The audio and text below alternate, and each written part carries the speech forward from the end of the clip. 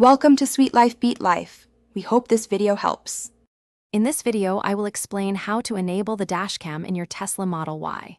First, you'll need a USB drive with enough storage, ideally 128 gigabytes or more, formatted to XFAT or FAT32.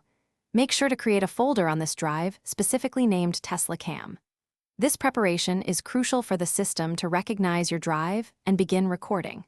Once these steps are complete, you're ready for the next stage of setup. Now, take your prepared USB drive and insert it into one of the front USB ports in your Tesla. After a moment, you should see a Dashcam icon appear on your touchscreen display. A small red dot on this icon indicates that the Dashcam is actively recording. If you don't see the icon, try a different USB port or recheck your drive's formatting and folder name. This visual confirmation means your Dashcam is operational. With your Dashcam active, you can easily save important footage.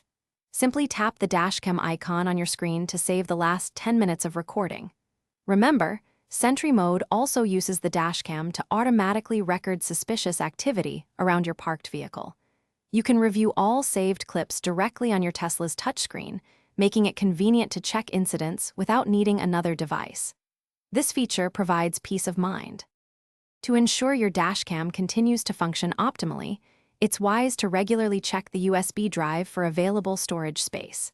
Periodically reformatting the drive can help maintain its performance and prevent issues. Also, always keep your Tesla's software updated to the latest version, as updates often include improvements for Dashcam functionality. Following these simple tips will help you get the most out of your Tesla's built-in recording system. Thanks for watching. Consider subscribing if we helped you.